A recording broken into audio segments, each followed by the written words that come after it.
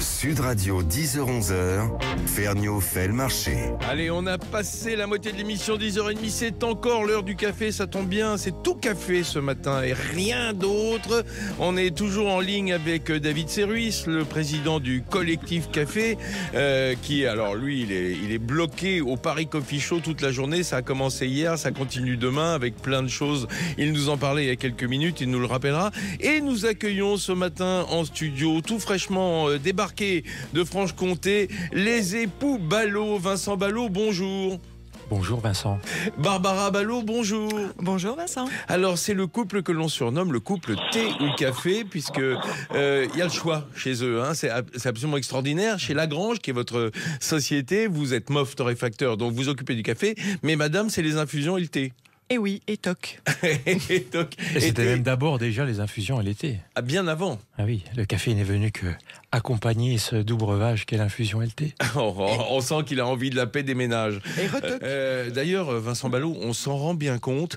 Aujourd'hui, quand on rentre chez un torréfacteur, c'est une multiplicité de produits autour du café.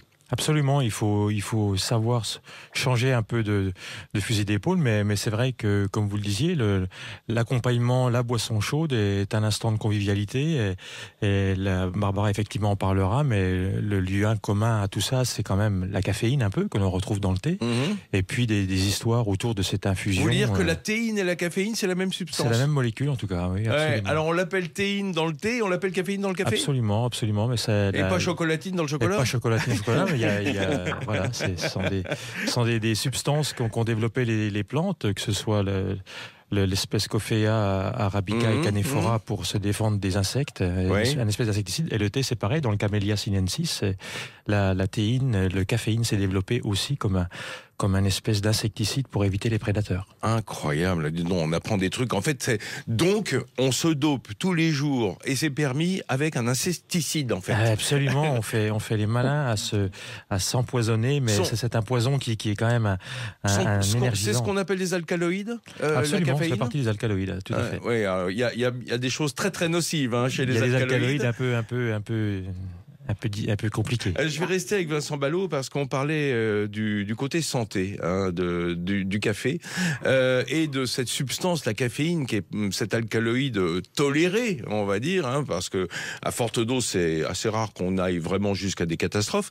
À l'origine, le café, avant d'être torréfié, on consommait déjà le fruit, puisque ça vient de l'Afrique de l'Est. Oui, en fait, l'origine du café, c'est le berceau du café, c'est le berceau de l'humanité, c'est l'Éthiopie. C'est là qu'effectivement, la légende dit que au Xe siècle, un berger, un jour, voyant ses chèvres passablement énervées après avoir... J'aime bien le terme, passablement. Après avoir dévoré un petit arbre à feuilles persistantes, luisantes, vertes, trouvait ses chèvres effectivement énervées.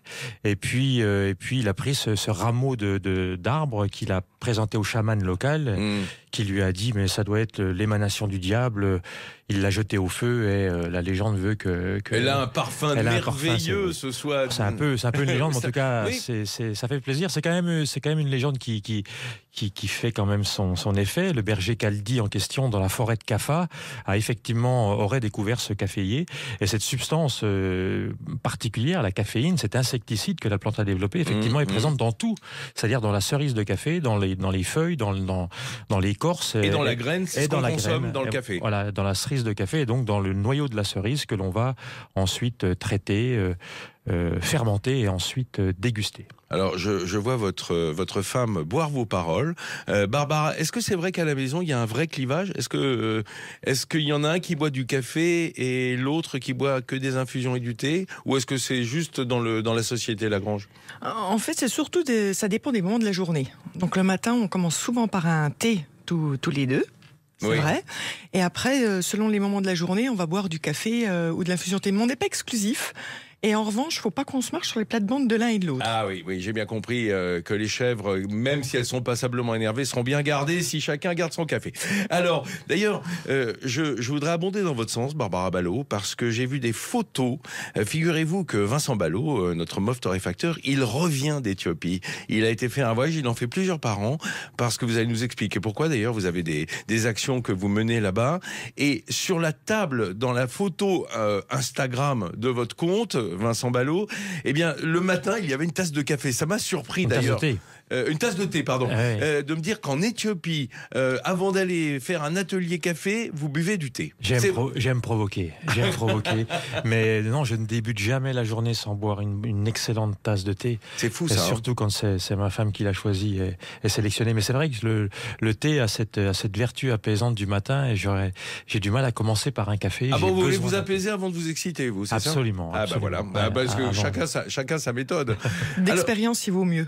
Oui, il vaut mieux dans ce sens-là. Alors, Vincent Ballot, pourquoi allez-vous si souvent en Éthiopie, en dehors du fait qu'on l'a compris, c'est le berceau du café, donc c'est un peu la Mecque du café, c'est là que tout a commencé. Mais c'est là que tout a commencé. Vous menez des actions là-bas ? C'est vrai qu'on a un projet en Éthiopie depuis quelques années maintenant qui a été initié, là encore, par Barbara. C'est à la suite d'une rencontre en 2018 avec deux personnes importantes et assez remarquables. Martha de la société Paris Addis, qui est une Éthiopienne qui travaille en France, qui est là qui aime valoriser son pays d'origine.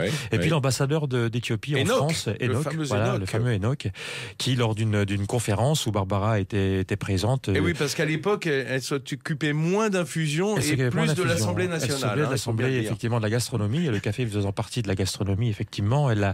L'idée était, suite à une remarque de l'ambassadeur très juste, qui disait que beaucoup de pays producteurs envoient du café brut dans les pays consommateurs avec effectivement très peu de marge, et que la marge est faite effectivement pendant les 10 minutes de la fin de vie du café, c'est-à-dire pendant la torréfaction, et qu'il n'était pas très logique que les pays producteurs ne fassent pas plus de marge que ça. Et donc l'idée est venue non pas de leur apprendre à torréfier, puisque vous l'avez bien compris, les Éthiopiens ont quelque part théorisé la torréfaction, en tout cas pour leur donner les standards de torréfaction, les standards de la SCA, de la Specialty Coffee Association, qui permet effectivement de torréfier de manière qualitative. Et l'idée est venue de monter une école de torréfaction en Éthiopie. Et c'est effectivement la première séance qui devait avoir lieu l'an dernier au mois de novembre, a été reportée pour des raisons diverses et variées. Et cette année, au mois d'août, effectivement, on a donné notre premier cours à une douzaine d'étudiants, si on peut les appeler comme ça. École de torréfaction aux origines du café. Aux origines du café.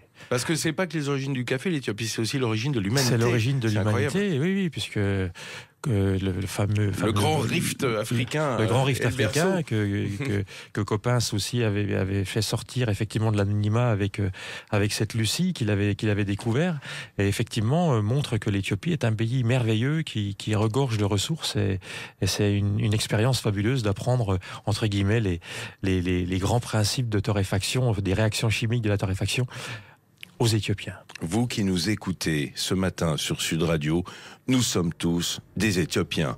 Enfin, en tout cas, pour nos ancêtres. Allez, on se quitte une minute et on se retrouve pour cette merveilleuse histoire du café.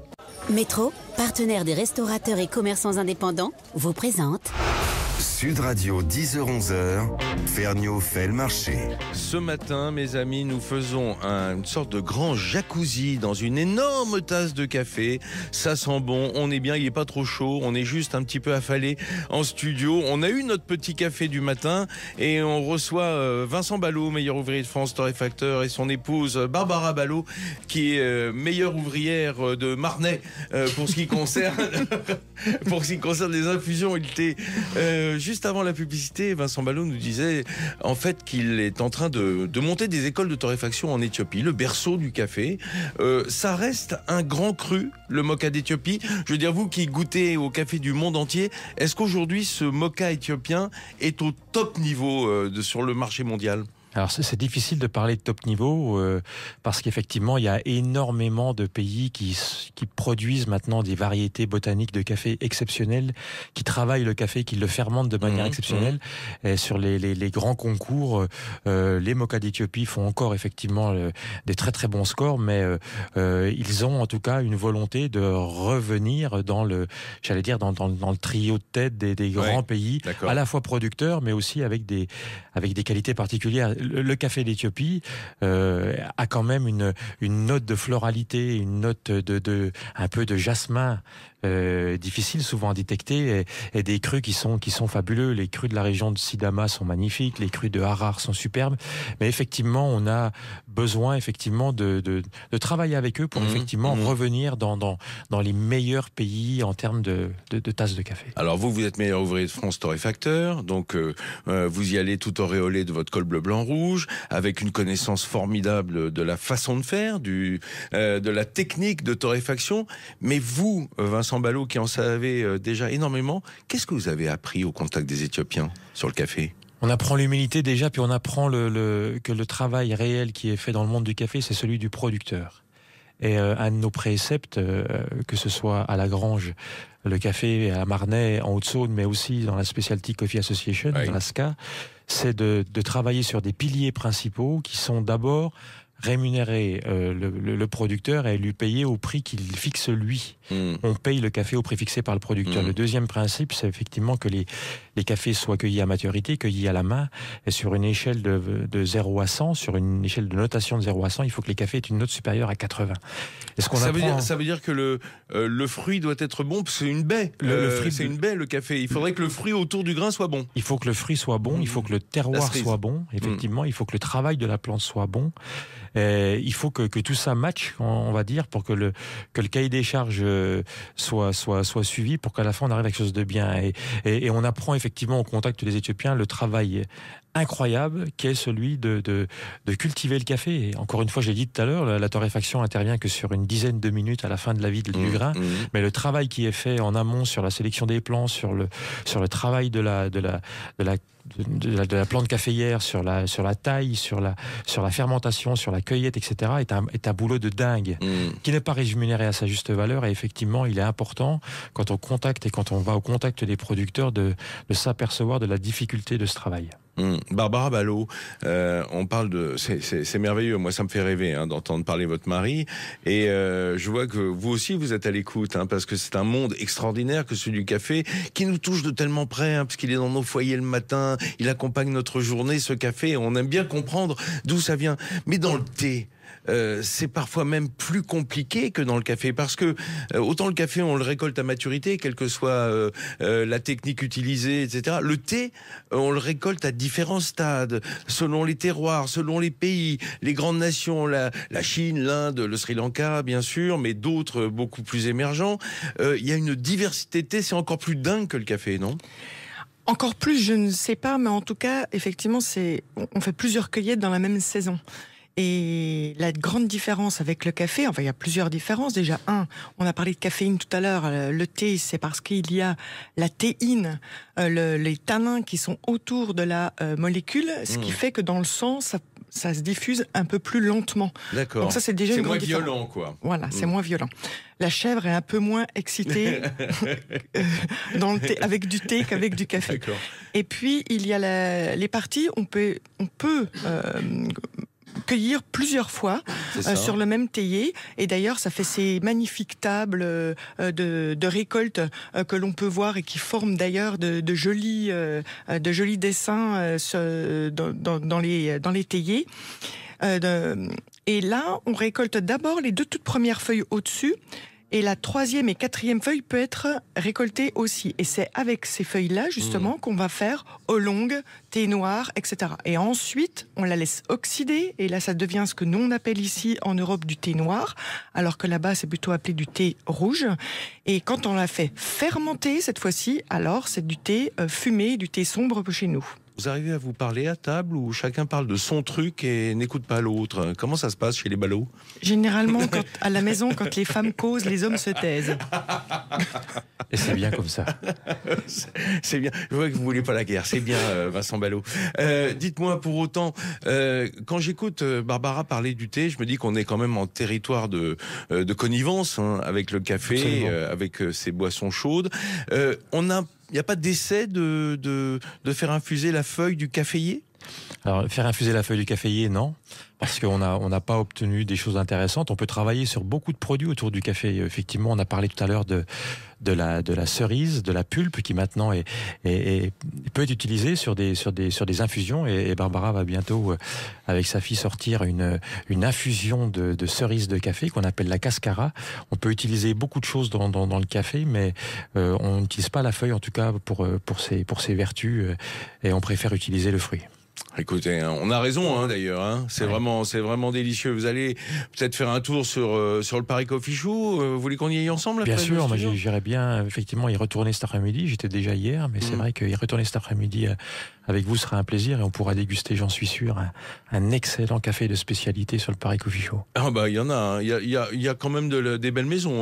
On est d'accord. Il y a des belles maisons. Il y a des très beaux torréfacteurs. Il y a des très beaux torréfacteurs et c'est vrai qu'on peut encourager effectivement nos auditeurs à franchir la porte de nos torréfacteurs pour sentir effectivement ces effluves de torréfaction que l'on sent dans les villes, dans les villages, dans les quartiers où ils travaillent. Ça, c'est intéressant. En attendant d'aller à Addis Abeba pour goûter le café torréfié par les Éthiopiens eux-mêmes. Mais ça, dans quelques mois ou au moins quelques années, quand ils auront bien appris de vous. Vincent Ballot, merci d'être venu. Barbara Ballot, merci d'être venue. Merci Vincent. Nous donner envie. On n'a pas tranché ce matin entre café et thé, mais enfin moi j'ai quand même une forte propension à préférer le café le matin. Bon, et il a fallu quand même la disparition de la reine d'Angleterre, je vous l'avoue, pour que je me replonge dans une tasse d'Earl Grey avec un nuage de lait. Et c'était un hommage à la reine d'Angleterre. Charles Earl Grey qui a reçu de la bergamote en cadeau, qui ne savait pas quoi en faire et qui l'a mis donc dans son thé anglais. Et voilà, pour le plus grand plaisir de feu Elisabeth II d'Angleterre, que l'on regrettera dans les magasins de thé, parce que je pense que c'était une sacrée connaisseuse. Voilà les amis, petite pause jusqu'à la semaine prochaine.